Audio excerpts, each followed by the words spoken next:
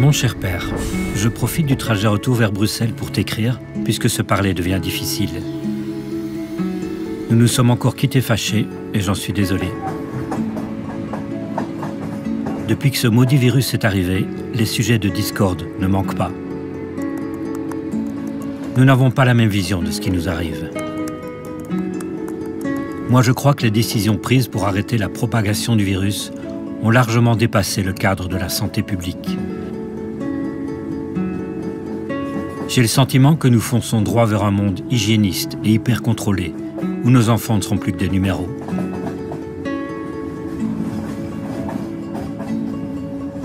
J'ai peur qu'ils ne connaissent jamais l'insouciance et la liberté dont nous avons profité pendant 60 ans.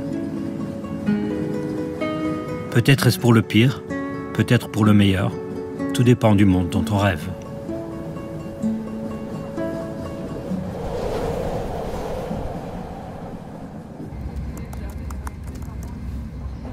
Ce qui nous a vraiment contrariés ce matin, c'est l'éditorial du journal auquel tu es abonné. J'avais demandé à maman de me garder l'édition papier. Tu m'as écrit que tu étais d'accord avec le journaliste, pourtant peu nuancé. Pour des raisons non scientifiques, les opposants au vaccin, abreuvés de théories complotistes, freinent la diffusion des vaccins. Ces égoïstes sont devenus les alliés objectifs du virus. Ce papier est une véritable incitation à la haine envers les non-vaccinés, des boucs émissaires tout désignés.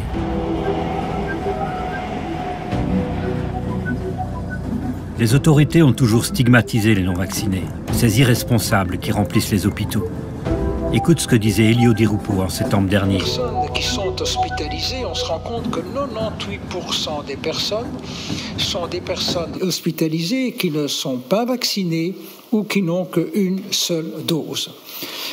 Il ne faut pas de preuve plus évidente, c'est la vaccination qui aujourd'hui est l'unique solution pour ne pas être contaminé et pour tenter progressivement d'éradiquer le virus. Il y a là 3 affirmations assez discutables. 98% des personnes... Le ministre se réfère à une étude de Cienzano conduite entre janvier et août 2021. Or, lors de la 3e vague, moins de 10% de la population était vaccinée. Il est donc logique que la majorité des lits étaient occupés par des patients non vaccinés. Sortir ce chiffre en septembre, c'est malhonnête, parce qu'à ce moment-là, près de 28% des hospitalisés étaient vaccinés. C'est la vaccination qui aujourd'hui est l'unique solution pour ne pas être contaminé. Non, les personnes vaccinées continuent à être contaminées et contaminantes. En septembre, c'était déjà limpide sur les courbes statistiques des pays qui ont vacciné avant nous. Aux États-Unis et en Islande, une nouvelle vague de contamination est apparue alors qu'on vaccinait en masse. C'était encore plus flagrant aux Seychelles. Et pour tenter progressivement d'éradiquer le virus. Encore une fake news, comme le confirme une spécialiste des vaccins, membre du Conseil supérieur de la santé. Que l'éradication d'un virus respiratoire SARS-CoV-2, ça c'est de la foutaise, hein, c'est pas possible. 3 fake news en 30 secondes pour le ministre-président et aucune censure sur YouTube.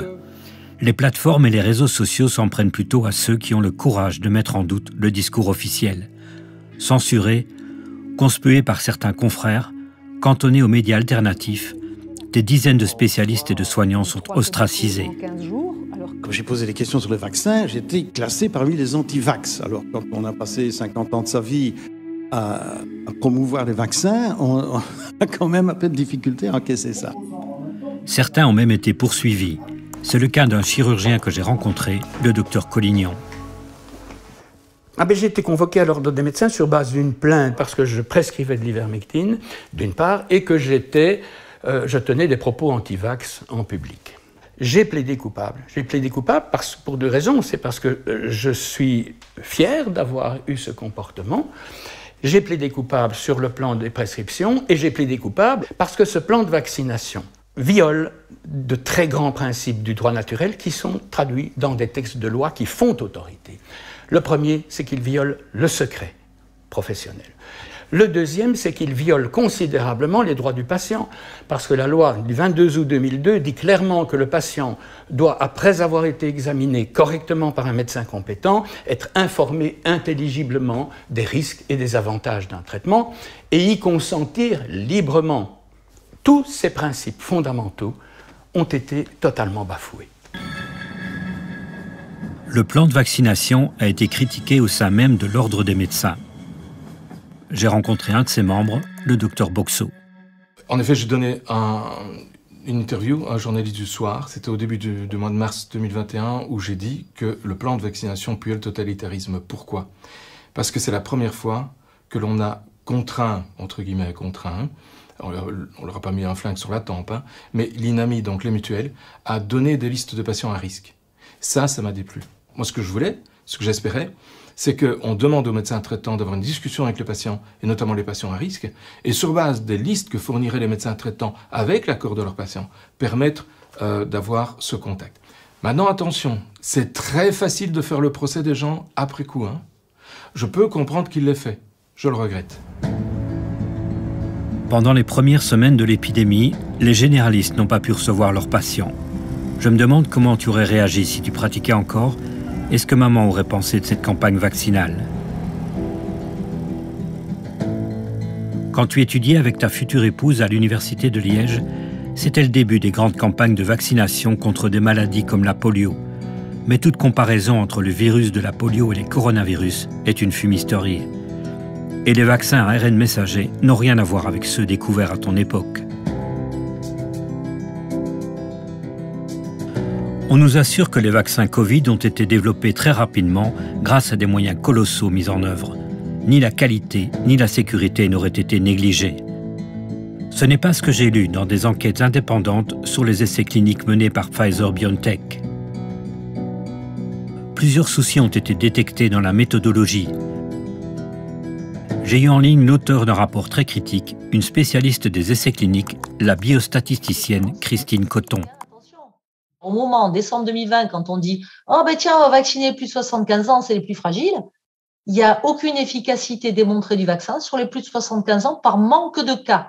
C'est-à-dire que dans l'essai, ils n'ont pas assez de cas Covid pour prouver une différence. Il y avait quand même de quoi redire en termes méthodologiques pour quelqu'un qui travaille dans une agence. Mais l'Agence européenne du médicament, elle s'entoure de gens comme vous. Donc comment se fait-il qu'ils n'ont pas alerté sur la faible fiabilité des essais cliniques? Ah ben ça, c'est toute la question. Tu me contestes le droit de parler des vaccins puisque je ne suis ni scientifique ni médecin. Mais combien d'entre eux ont eu le temps de regarder la notice du vaccin Comirnaty commercialisé par Pfizer? Je te mets le document en copie. La toxicité sur les fonctions de reproduction et de développement a été évaluée chez le rat. Aucune étude de génotoxicité ou de cancérogénicité n'a été réalisée. Tu te souviendras qu'en début de campagne vaccinale, certaines personnes avaient reçu par erreur 2 injections d'un produit différent. En un temps record, les autorités sanitaires avaient conclu que ça ne posait aucun problème. Lorsque la saison de la grippe est revenue, on a proposé d'injecter en même temps aux seniors le vaccin Covid et le vaccin contre la grippe, un dans chaque bras. Pourtant, dans la notice du vaccin Comirnaty, on peut lire ceci. L'administration concomitante de Comirnaty avec d'autres vaccins n'a pas été étudiée.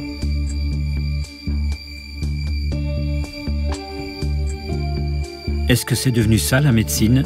On essaye et puis on verra bien?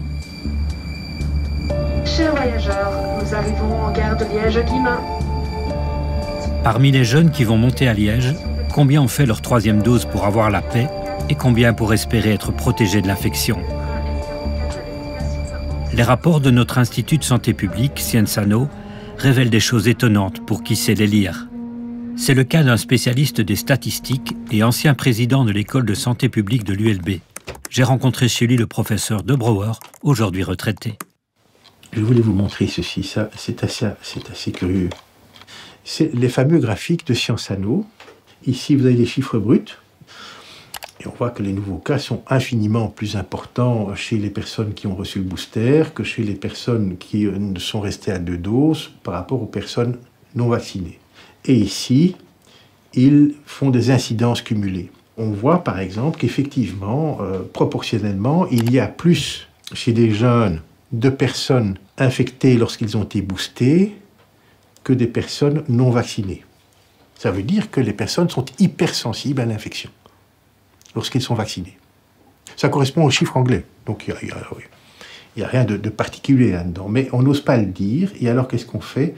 On met non détectable. Et c'est un mensonge, puisqu'il détecte effectivement quelque chose. Donc l'efficacité vaccinale n'est plus détectable. Évidemment qu'elle n'est plus détectable, puisqu'elle montre une efficacité négative. Ça, c'est pour les cas. Mais regardez ici. Pour la moyenne journalière du nombre de nouvelles hospitalisations, non détectable. Expliquez-nous ça en termes... Eh bien, votre risque d'être hospitalisé pour le Covid lorsque vous êtes vacciné est plus important que le risque d'être hospitalisé pour le Covid si vous n'êtes pas vacciné. 10 jours après cette rencontre, la situation s'était encore empirée. C'est désormais 9 données sur 12 que Sciensano indique comme non détectables. Un journaliste du média BAM a repris les chiffres officiels bruts et calculé une efficacité négative dans la plupart des tranches d'âge. J'ai demandé une réaction à Sciensano qui a répondu par mail. En résumé, l'Institut s'appuie sur 2 études pour démontrer que la vaccination reste efficace. Mais ces études datent d'1 an avant qu'apparaisse le mot non détectable dans les rapports de Sciensano. Ça, c'est une instrumentalisation évidente. Elle est politique? Elle est probablement politique, oui. Comment est-ce qu'un Premier ministre ou un ministre de la Santé peut venir devant la population aujourd'hui disant « vous savez, dans certaines tranches d'âge, le vaccin est dangereux ». Sciensano est payé par le gouvernement, donc ce n'est pas un institut indépendant du gouvernement. Enfin, c'est de l'autocensure, si vous voulez. Ça arrive très souvent, l'autocensure. Hein. On se dit, si je marque des chiffres, ça va faire une catastrophe en Belgique. Je pense que la catastrophe, c'est que les gens n'ont plus aucune confiance devant les experts, devant le politique, devant les médias. Mais vous voyez, aujourd'hui, les journaux disent « Ah, mais vous savez, il y a 6 mois, on disait que les non-vaccinés, c'était des salauds, on ne devait même pas les hospitaliser, on n'a qu'à crever chez eux, etc. » Et aujourd'hui, on vient avec ça. Vous vous rendez compte? Il n'y a pas que les statistiques qui peuvent servir un discours politique. Les sondages sont aussi susceptibles d'influencer l'opinion publique. Fin 2021, le grand baromètre Le Soir RTL Ipsos annonce que le Belge approuve l'idée de limiter les libertés des non-vaccinés. Sauf que les sondeurs n'ont pas interrogé les Belges, mais les Belges vaccinés. Un biais considérable. Suite à une plainte au Conseil de déontologie journalistique, plusieurs médias ont rectifié. Pourtant, 1 mois plus tard, RTL continuait d'ignorer la nuance. Alors, selon le grand baromètre RTL Info, le soir du mois dernier, 68% sont favorables à la limitation des libertés des non-vaccinés, par exemple. Une certaine forme de désinformation s'exerce aussi quand les autorités donnent un compte-rendu partiel et partial des mouvements de résistance aux mesures sanitaires. J'avais filmé la manifestation du 5 décembre où des milliers de personnes s'étaient rassemblées à Bruxelles. Peut-être pas 50 000 comme l'ont prétendu les organisateurs, mais certainement davantage que 8 000 comme l'a dit la police. Un chiffre repris par la télévision publique. Frustrés de lire sur leur smartphone que l'affluence était sous-estimée, des manifestants se sont dirigés vers la RTBF pour espérer être entendus.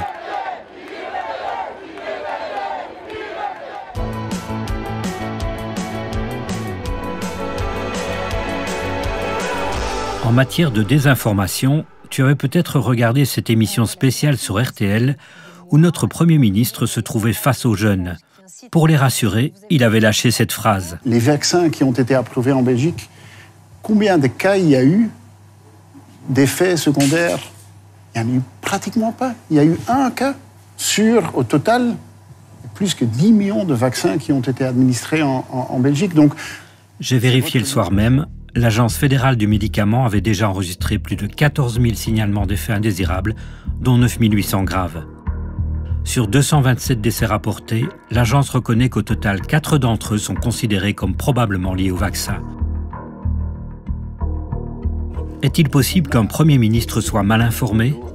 Ou bien se croit-il autorisé à dire n'importe quoi à la télé, et ceci dans ce qu'ils pensent être l'intérêt supérieur de la nation, à savoir la vaccination de toute la population. C'est aussi un choix de non-solidarité. En tout cas, il y a un problème dans notre pays quant à la notification des effets indésirables. Vous voyez ici, c'est la base de données européenne des rapports d'effets indésirables, susceptibles, etc. C'est EudraVigilance. J'ai repris le nombre de vaccinations réalisées par ces pays, ce qui me permet de faire un pourcentage d'effets secondaires. Et donc vous voyez que aux Pays-Bas, 0,7% d'effets secondaires après la vaccination, c'est énorme. Et en Belgique, on est à 1,5 pour 1000. Donc cela veut dire qu'en Belgique, on devrait déclarer 80% en plus d'effets secondaires pour être au niveau des Pays-Bas. Je vois à ma consultation arriver une jeune fille qui a fait une thrombose ilio-fémoro-poplitée massive. Et elle l'a faite 2 jours après son vaccin. Et le rapport d'hospitalisation qui me parvient dit thrombose veineuse profonde, non pas sur vaccin fait 2 jours avant, mais sur une pilule contraceptive, donc œstroprogestative. Évidemment, dans ces conditions, il n'est pas pensable d'enregistrer ce cas à la pharmacovigilance, puisqu'il est clairement dans le protocole lié à la pilule contraceptive. Cette patiente évolue pas mal jusqu'au jour où elle est invitée à faire sa 2e dose de vaccin. Elle téléphone donc à son chirurgien qui l'avait fibrinolisée, qui lui dit « Oui, vous pouvez le faire, il n'y a aucun problème ». Et elle rethrombose tout. Elle n'est toujours pas enregistrée dans les fichiers de la pharmacovigilance. C'est choquant, parce que la pharmacovigilance ne nous demande pas de démontrer. Il faut dire, voilà, après tel traitement, j'ai tel effet secondaire. Est-ce le traitement ou pas? Ce n'est pas à nous de juger. C'est aux analystes statisticiens de voir si cette complication est arrivée plus souvent avec ce produit que sans le produit. C'est tout. Je me suis rendu à l'Agence fédérale du médicament pour avoir une réaction au propos du docteur Collignon. Voici ce qu'en dit un spécialiste de la pharmacovigilance, Thierry Roisin. Ma réaction est qu'il est évidemment regrettable que le cas n'ait pas été notifié par l'hôpital. J'en profite ici pour refaire un appel aussi bien aux professionnels qu'aux citoyens de vraiment les encourager à notifier les réactions et certainement ce type de réaction.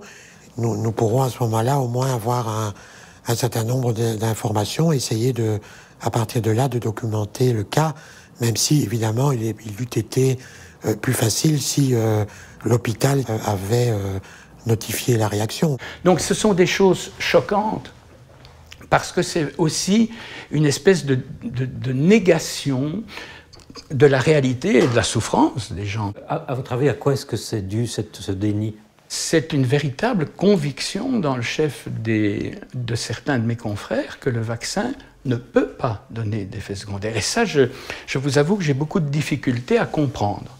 La deuxième chose, c'est que, évidemment, la promotion du vaccin est présentée comme une obligation. Tout médecin qui délivrerait des informations au public qui sont contraires à l'état actuel de la science seront sévèrement poursuivis. Et l'état actuel de la science, c'est que le vaccin est une merveille qui n'a aucun effet secondaire. Eh bien, c'est pas vrai.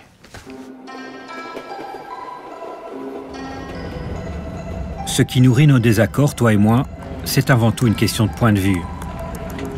Dans ce train d'où je t'écris, il y a des passagers qui voient des choses se rapprocher et d'autres qui les voient s'éloigner. Chacun interprète ce qu'il observe d'après sa position. Je comprends qu'avec ton expérience, tu n'aies pas la même vision que moi sur cette crise et la campagne vaccinale. Je relis nos échanges pour trouver des points de convergence. Il y a un an, tu m'avais écrit « La vaccination des jeunes, elle est peut-être inutile, mais elle est aussi inoffensive chez eux.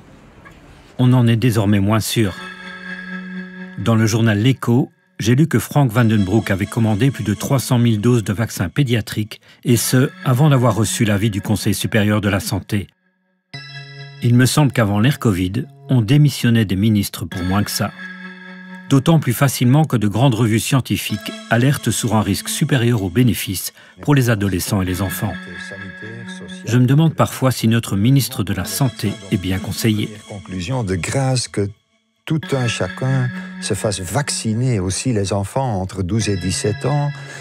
Ils doivent absolument se faire vacciner pour protéger leurs parents, pour protéger leurs enseignants. Et aujourd'hui, on voudrait les vacciner parce que c'est un réservoir important pour nous. Eux, ils risquent quasiment rien, voire rien du tout. Mais on voulait les vacciner pour nous. J'étais totalement opposé à cette façon de voir. On va exposer des enfants qui ne risquent rien à des effets immédiats, et on sait qu'il y a des myocardites, qu'il y a des péricardites, qu'il y a des thromboses, pour protéger des gens de 80 ans. C'est purement et simplement un scandale.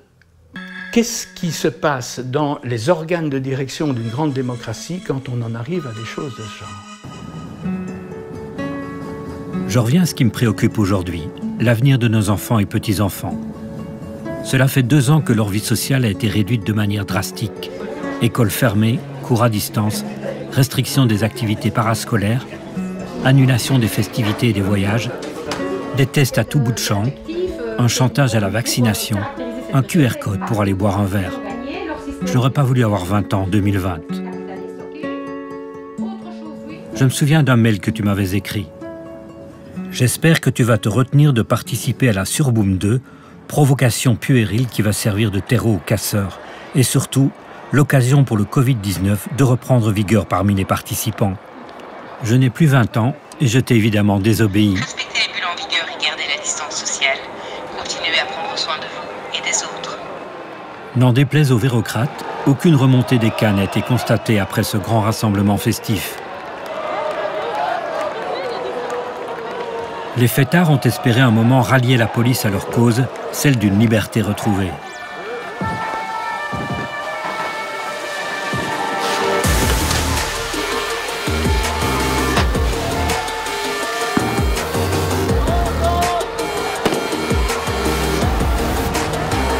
Que se serait-il passé si les forces de l'ordre avaient laissé faire plutôt qu'intervenir de manière musclée et disproportionnée? En face, évidemment, l'occasion était trop belle pour ceux que tu appelles les casseurs d'en découdre avec la police.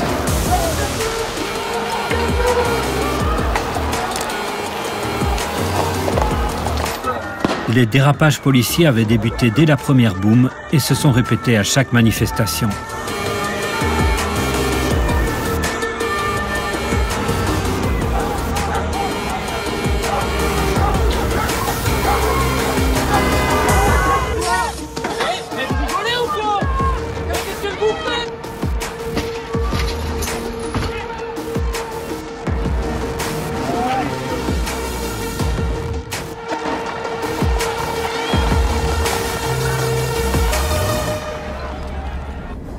Si tu avais assisté à tout ça, tu te serais demandé comme moi si notre pays n'avait pas rejoint la liste des régimes autoritaires.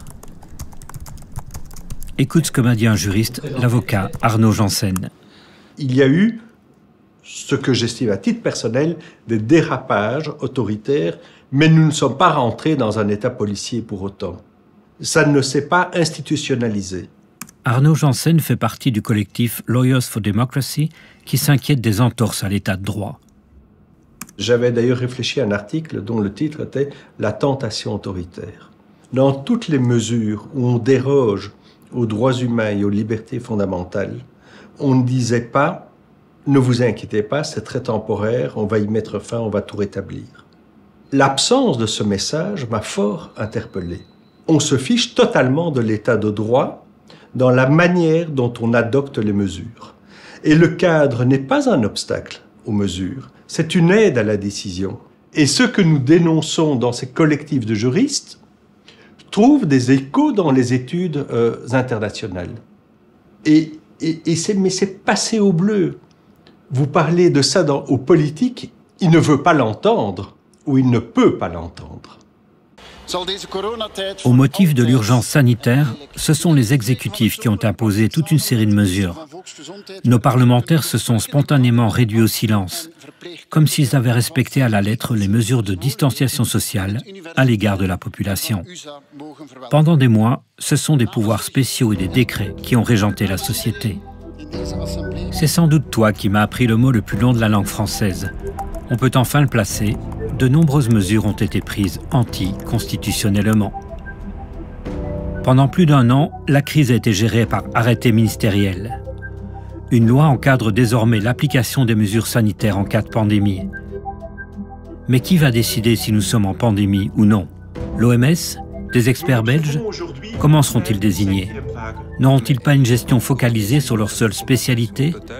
Leur avis ne sera-t-il pas influencé par les laboratoires pharmaceutiques qui financent leurs institutions? Ces questions ont été peu débattues au Parlement. Ça peut pas continuer comme ça. Ce qui a beaucoup agité les juristes et les politiques, c'est la vaccination obligatoire. Le ministre de la Santé a fait le forcing pour tenter d'imposer une obligation vaccinale, lui qui a pris goût au pouvoir discrétionnaire. Mais on sait ce qu'il faut faire.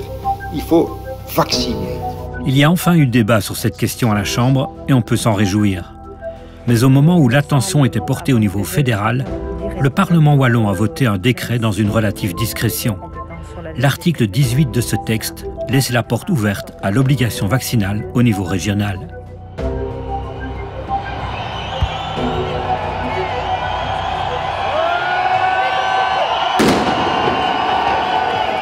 Des milliers de personnes ont défilé dans les rues pour contester l'obligation vaccinale et d'autres mesures liberticides.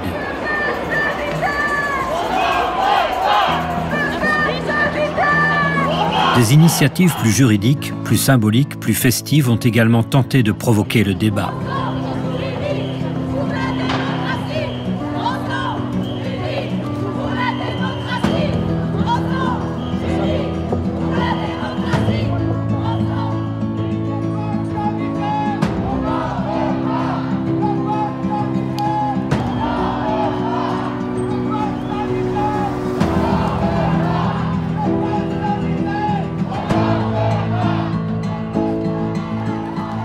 Tout ça, pourquoi?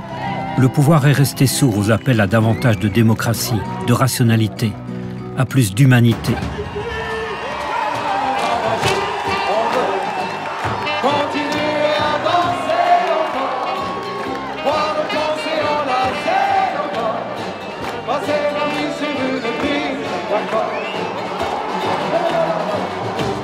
Tu sais, j'y étais. Et ce qui a rassemblé ces gens, c'est surtout la crainte que se développe chez nous un régime de plus en plus autoritaire. Une dictature sanitaire? Pour en discuter, j'ai rencontré Mathias De Smet, professeur à l'Université de Gand, spécialiste de la psychologie des masses. I don't think in this case the term dictatorship is technically correct. Je ne pense pas que le terme dictature soit techniquement correct. Il est plus juste de parler de l'émergence d'un système totalitaire. L'État totalitaire a une emprise beaucoup plus forte sur la vie privée des individus. Une grande partie de la population, disons environ 30%, croit fanatiquement et aveuglément à un certain narratif, un certain récit qui conduit à un phénomène de masse. Et ce groupe est généralement prêt à faire en sorte que les autres s'en tiennent au récit. Si on regarde les détails psychologiques plus techniques, cela ne signifie pas qu'ils croient vraiment que le récit est juste ou scientifiquement fondé. Ils se contentent de suivre le récit parce que le récit conduit à un nouveau lien social.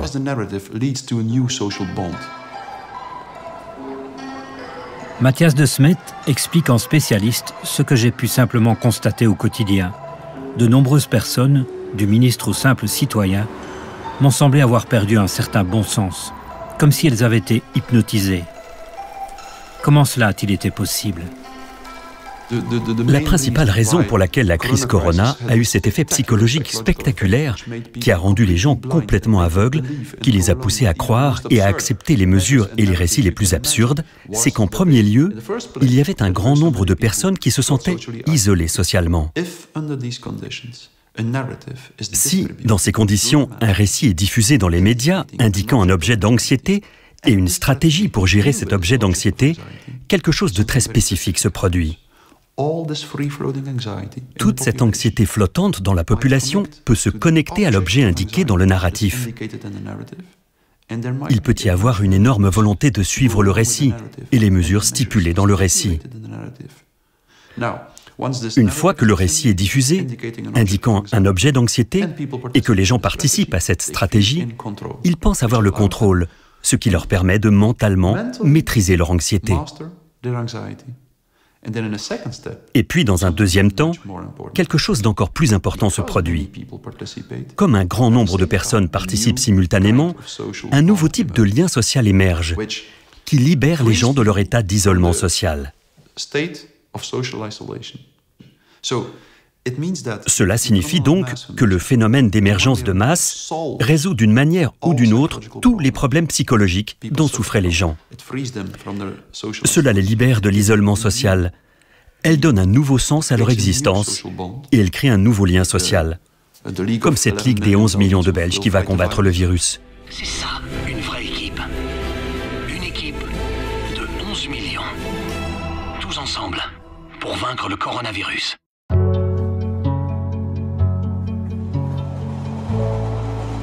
Je crains que tu aies subi malgré toi ce que Matthias De Smet appelle l'effet de masse. Privé des parties de bridge avec tes amis, isolé socialement, maintenu dans une anxiété permanente par les médias, je t'ai senti adhérer complètement à ce récit fédérateur où la solidarité allait nous aider à tenir le coup jusqu'à l'arrivée du vaccin Salvator. Cette promesse t'a sans doute aidé à surmonter l'isolement et l'anxiété, et c'est tant mieux. Moi, tu le sais, je n'ai pas suivi le courant. Non par manque de solidarité, mais à cause de cette campagne de communication qui m'a paru d'emblée disproportionnée.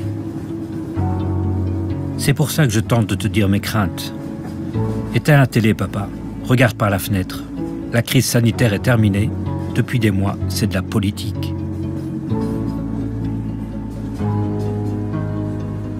Il y a en tout cas un point sur lequel nous sommes d'accord, toi et moi. Des bénéfices scandaleux ont été réalisés par l'industrie pharmaceutique sur le dos de la collectivité. Les labos se sont spécialisés dans les effets d'annonce pour motiver les investisseurs et rassurer les pouvoirs publics. Rappelle-toi, Pfizer avait déclaré que son vaccin était efficace à plus de 90%. Un chiffre que les spécialistes intègres avaient aussitôt relativisé, mais qu'importe. Les gouvernements et les médias avaient relayé le communiqué sans sourciller. Le groupe américain Pfizer annonce un vaccin efficace à plus de 90%. Cette annonce a fait s'envoler les marchés boursiers. Une bonne nouvelle pour les deux laboratoires à la recherche de fonds pour développer leur vaccin.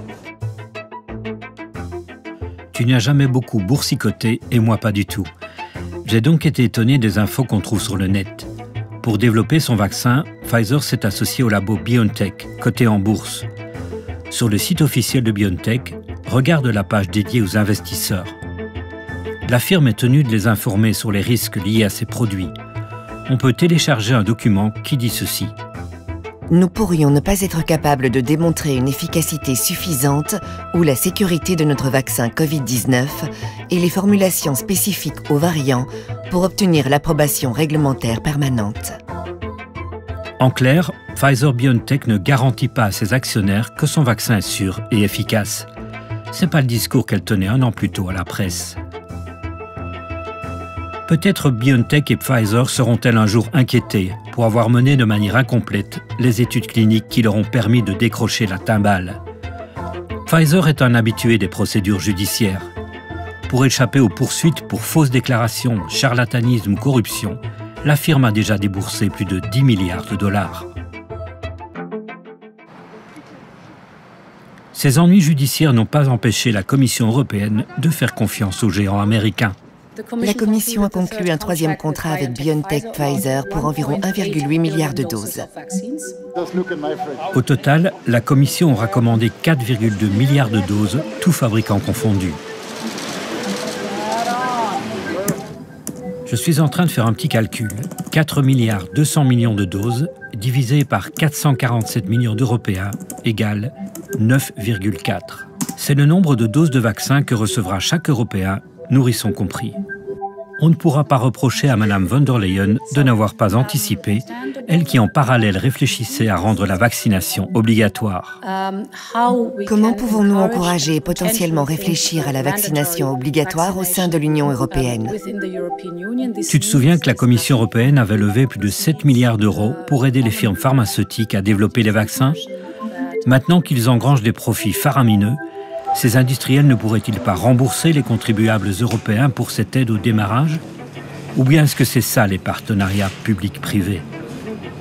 l'argent public pour financer les bénéfices des actionnaires de Pfizer ou Moderna. Tiens, clique sur ce lien, ça va t'amuser. Cela s'est passé à Washington l'année dernière. L'Atlantic Council, une organisation américaine très influente, décerne ses awards aux business leaders de l'année. Madame von der Leyen est invitée à remettre un prix. À qui? Au patron de Pfizer.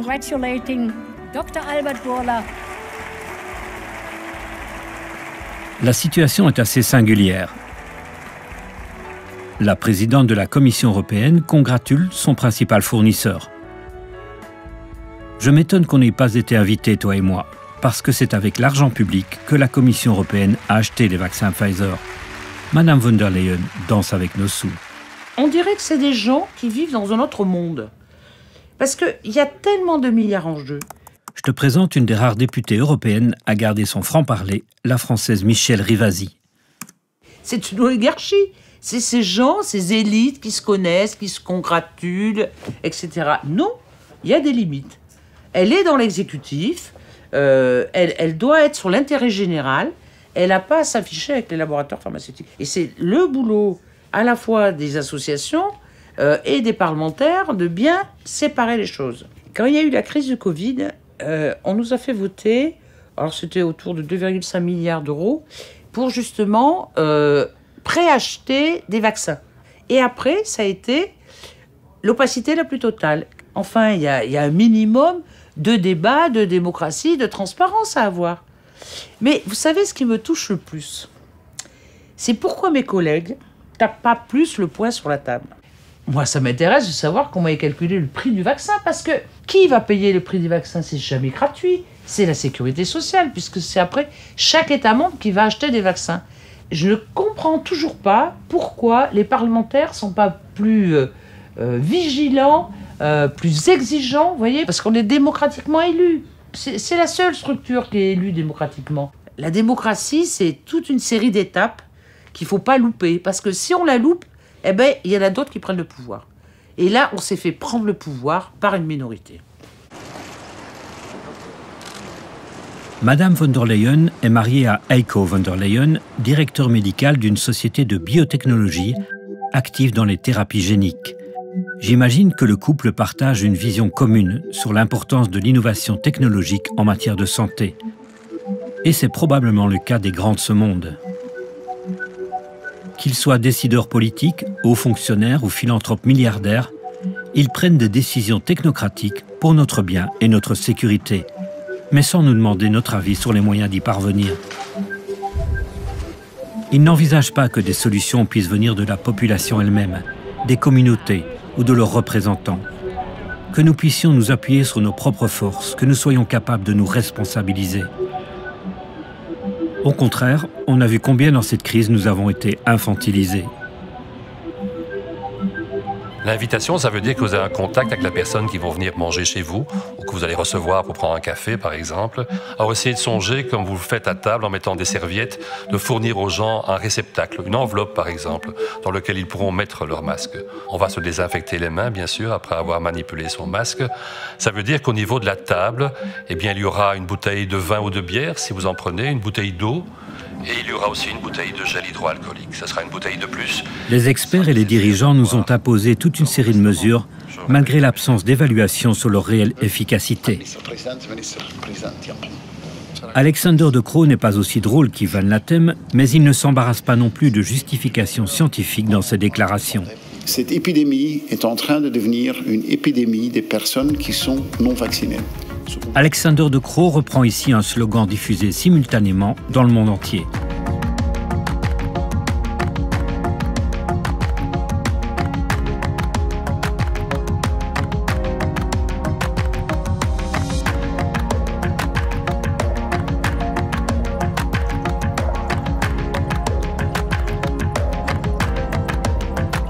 Cela ressemble à une campagne de relations publiques bien orchestrée dans laquelle notre Premier ministre joue sa partition. Regarde cette photo sur la page Facebook de la monarchie belge. Elle a été prise en janvier 2020 au Forum de Davos, où se réunissent annuellement les gens les plus influents de la planète. Au centre droit, tu as Klaus Schwab, le patron du Forum économique mondial qui organise ces rencontres au sommet. Sophie Wilmès et Alexander De Croo posent avec nos souverains. Que savent-ils réellement de leur hôte? Klaus Schwab est un adepte convaincu du transhumanisme. Il voudrait augmenter technologiquement les limites de l'être humain. Monsieur Schwab s'exprime volontiers sur sa perception de l'avenir. J'ai lu son livre « La 4e révolution industrielle ». L'auteur est persuadé que l'intelligence artificielle va provoquer une révolution qui modifiera complètement notre rapport au travail, à la propriété et même à nos semblables. Ce que nous voyons, c'est une sorte de fusion du monde physique, digital et biologique.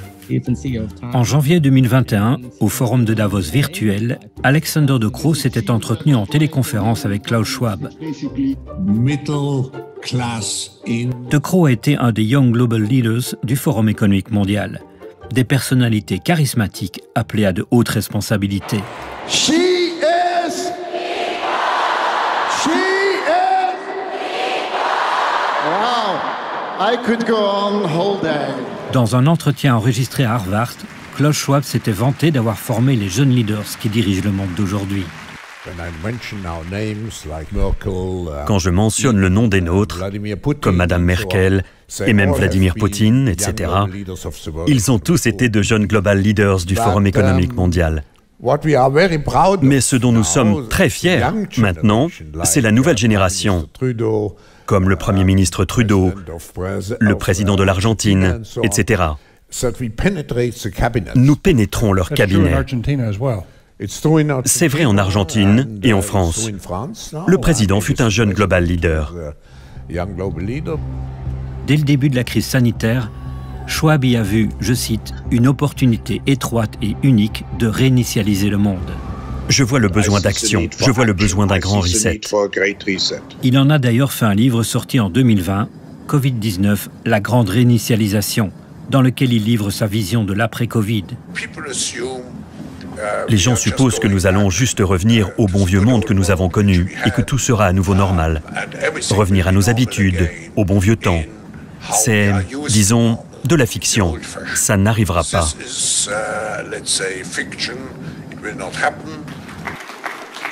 Cette année, dans son discours d'introduction au Forum de Davos, Schwab s'est exprimé comme un leader mondial, alors qu'il n'a aucune légitimité démocratique.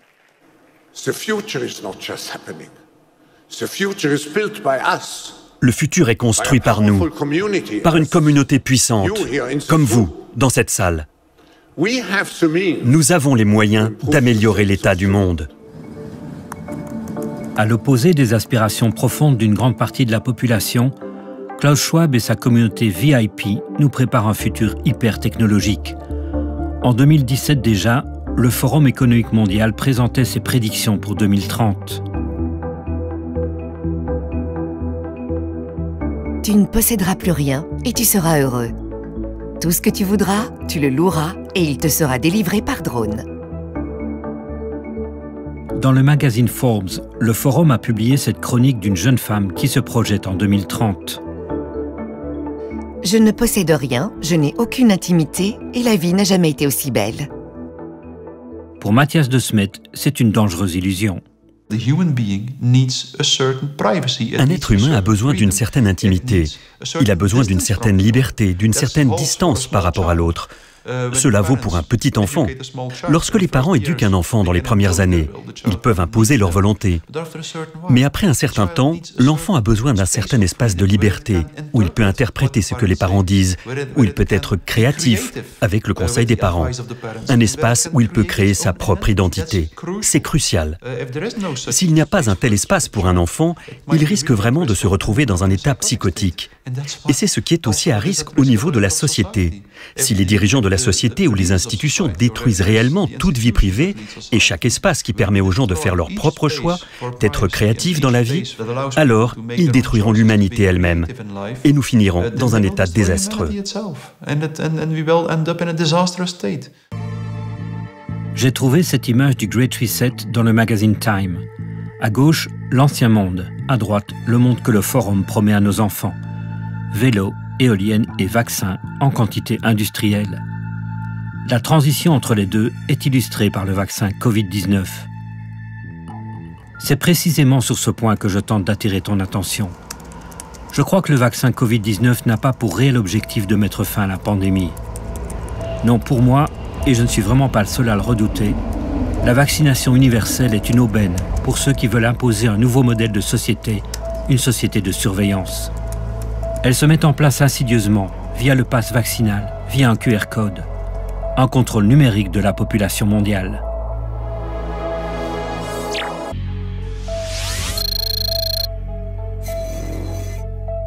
Tu me diras que ce raisonnement ne tient pas la route, puisque nos gouvernements ont déjà abandonné le pass sanitaire. Ce n'est pas exact.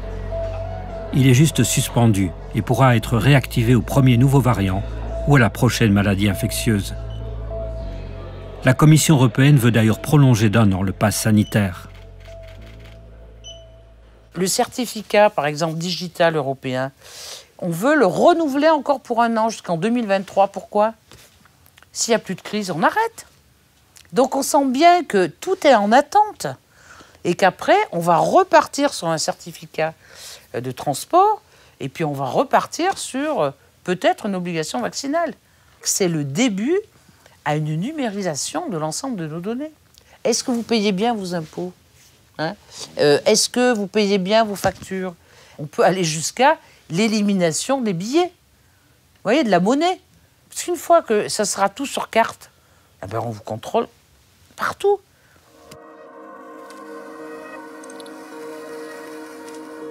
Ces 2 ans de crise ont permis des avancées majeures en matière de contrôle. Les caméras qui reconnaissent les immatriculations ont été multipliées partout. Le paiement en cash a été découragé et parfois refusé. En 2021, le gouvernement a annoncé la fin du secret bancaire et c'est passé comme une lettre à la poste.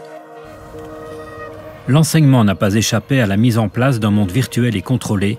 L'année dernière, j'avais rencontré Anne Morelli, professeure d'histoire à l'ULB. L'université virtuelle, on essaie de nous la fourguer déjà depuis longtemps, supprimer les cours réels pour les remplacer par des capsules, par des vidéos, etc. Et l'occasion était magnifique de nous fourguer cette obligation d'avoir recours à l'université virtuelle. Dans d'autres domaines, il y a aussi évidemment des agendas qui peuvent être sous-jacents. Tracer la population, identifier les gens par leur visage, par leurs empreintes digitales, etc. Mais c'est le rêve de tous les pouvoirs depuis fort longtemps. Et voilà une occasion magnifique de pouvoir dire « mais c'est pour votre bien, c'est pour votre sécurité ». Alors on a l'exemple de la Chine, et nous on y va tout droit, même si on affiche la protection des données personnelles, c'est ça qui ne va pas. Alors on a voté des textes qui étaient quand même assez novateurs là-dessus. Et puis il y a une crise sanitaire et on y marche dessus.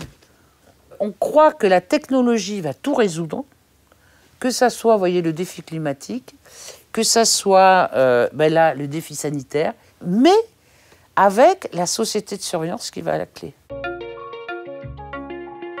Depuis 2018 déjà, la Commission européenne travaillait à l'implémentation d'un certificat vaccinal électronique, comme on le voit sur ce document officiel.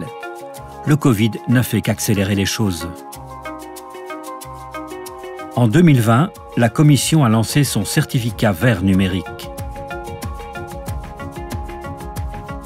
Faudrait-il envisager, face à l'urgence climatique, une gestion similaire à celle du Covid? L'idée d'un pass énergie fait son chemin. Ça serait sans doute une bonne chose pour la planète.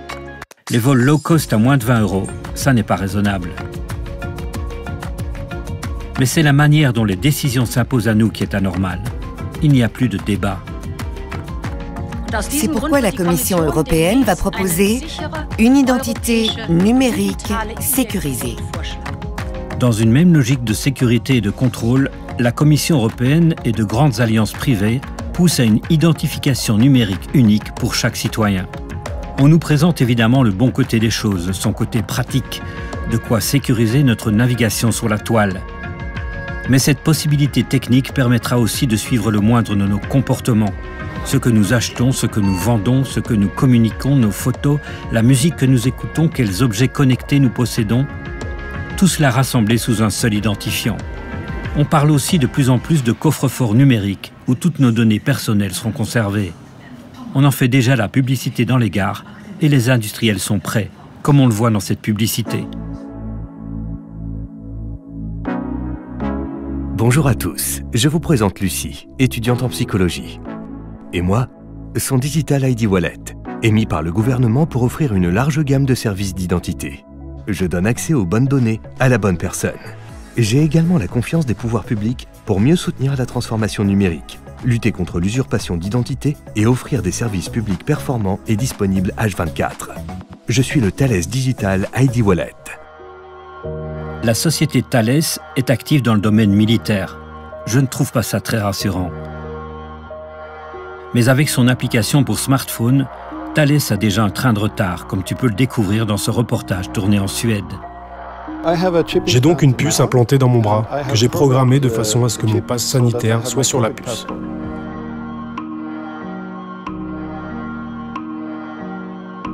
Je pense que cela fait tout à fait partie de mon intégrité d'être pucé, de garder mes informations personnelles avec moi. J'ai l'impression d'avoir encore plus le contrôle en l'ayant dans ma propre main.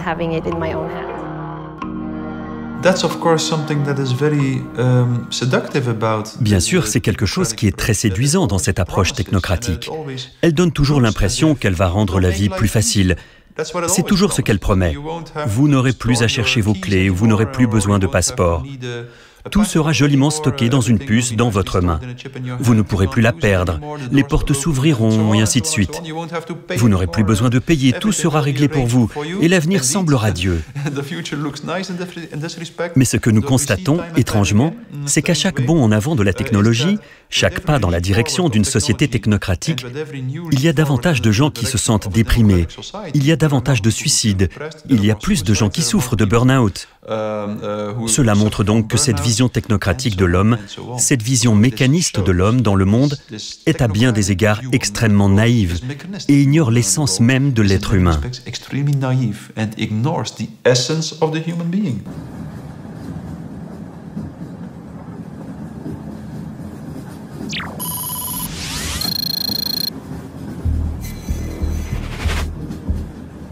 Pour ceux qui n'ont rien à se reprocher, comme toi, vivre dans une société de surveillance est plutôt rassurant. Tu n'auras plus à craindre les cambrioleurs, ils seront tracés jour et nuit. On saura à tout moment où tu te trouves pour pouvoir te secourir. En collaboration avec les opérateurs du net, les autorités pourront aussi limiter le temps que nos enfants passent sur des jeux en ligne ou restreindre l'accès à des vidéos illicites. Il sera possible de détecter rapidement les appels à la violence, le harcèlement, la désinformation. Mais qui va considérer qu'un comportement est addictif, qu'une information est subversive ou fausse? Quand on voit comment Google, Facebook ou Twitter imposent déjà leur ligne de conduite, bien au-delà du cadre fixé par la loi, et limitent la liberté d'expression, on est en droit de s'inquiéter.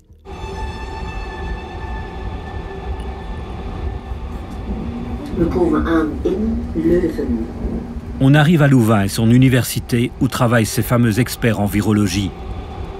Toi, tu n'as pas fait de spécialité, mais pour moi, tu étais le meilleur docteur du monde, après maman.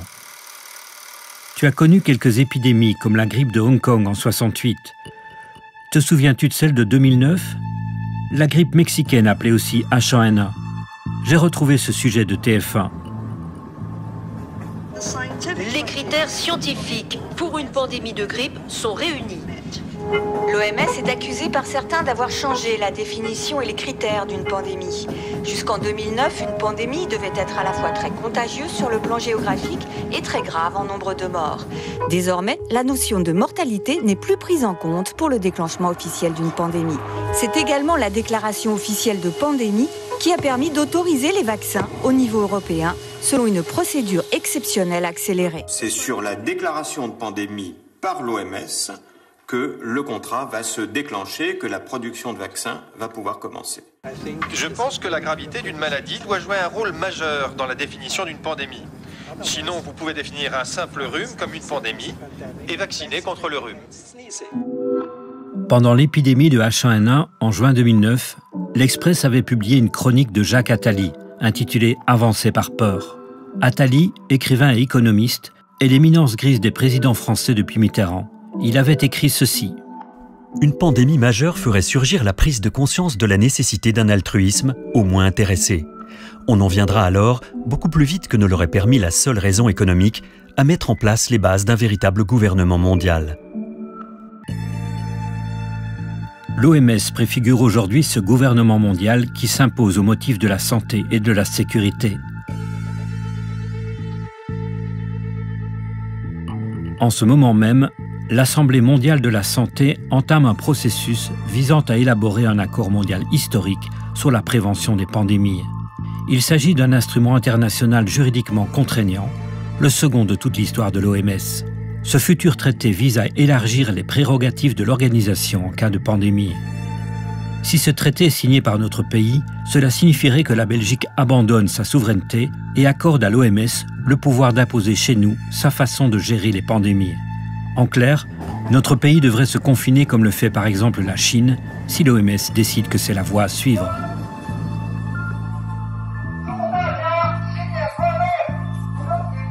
Les 25 millions d'habitants de Shanghai ont été séquestrés pendant des semaines pour espérer atteindre zéro infection.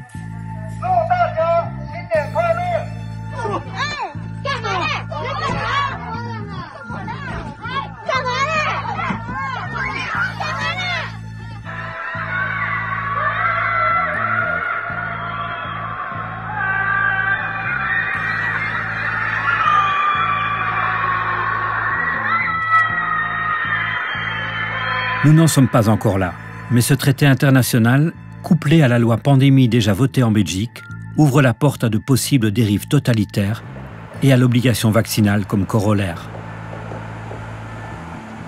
Nous pourrions vivre perpétuellement sous la menace d'une épidémie, réelle ou redoutée. Cette vigilance sanitaire imposerait d'incessantes restrictions de nos libertés fondamentales. Le Conseil de l'Union européenne a déjà répondu favorablement à cette initiative de l'OMS.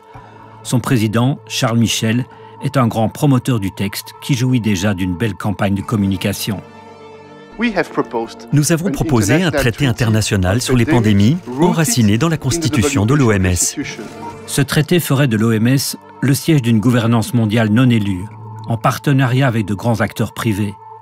Sous couvert de fondations philanthropiques et de puissantes alliances, les firmes pharmaceutiques ont déjà pris le pouvoir à Genève en imposant leurs priorités.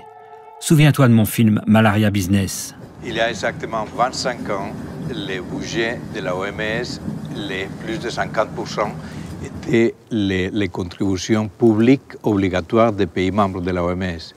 Aujourd'hui, une vingtaine d'années après, il y a seulement les 18 ou 20% de contributions publiques, de telle façon que les secteurs privés, fondations comme la Fondation Bill et Melinda Gates, ont pris le contrôle de l'organisation. Still don't have the chance to lead a healthy, productive life. Comme en 2009 pour H1N1, l'OMS a d'emblée promu la vaccination pour mettre fin à la pandémie. J'ai pris contact avec le président Emmanuel Macron, la présidente Ursula von der Leyen et Melinda Gates pour soutenir le développement, la production et la distribution équitable de vaccins, tests et médicaments. Il me reste quelques minutes avant d'arriver à Bruxelles. Tu comprends maintenant pourquoi je tente d'alerter mes proches sur cette obligation vaccinale et le pass sanitaire qui en découle? C'est mettre le doigt dans un engrenage qui nous mènera vers une société de contrôle, où même notre intimité ne sera plus préservée. Mes amis me rétorquent que nous sommes déjà surveillés par une armada de caméras, tracés par nos cartes bancaires, par nos téléphones portables, par Google et Facebook. Oui, c'est vrai, mais nous avons encore le choix de refuser ce monde-là. Tu es d'ailleurs plus rebelle que moi, puisque tu n'as pas de GSM.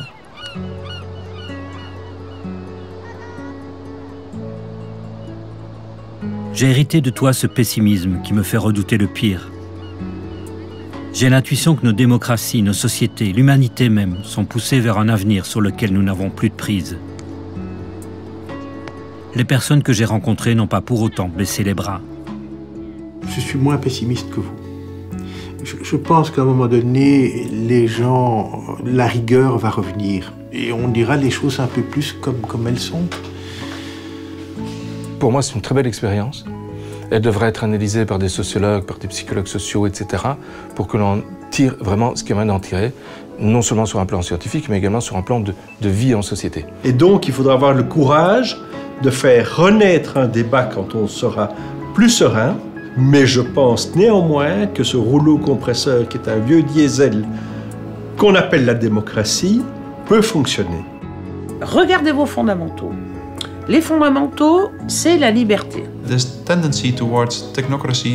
tendance à la technocratie sera inévitable.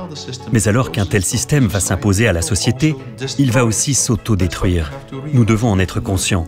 Il faut continuer à s'exprimer et maintenir ouvert un certain espace pour les personnes qui ne veulent pas suivre le système.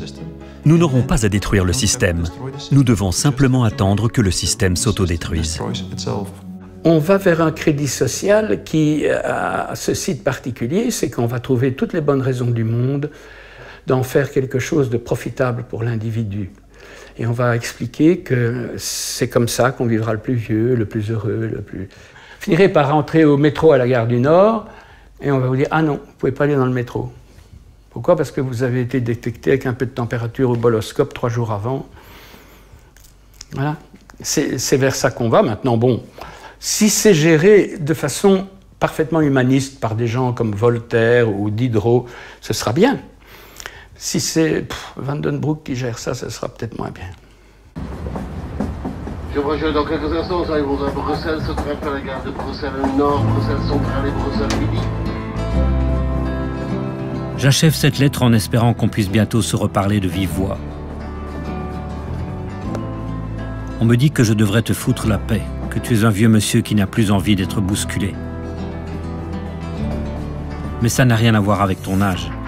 Je connais beaucoup de jeunes qui préfèrent ne pas se poser de questions, sans doute parce que les réponses pourraient être douloureuses à accepter. Je laisse le mot de la fin à Mark Twain. Il est plus facile de tromper les gens que de les convaincre qu'ils ont été trompés. Je t'embrasse, sans masque.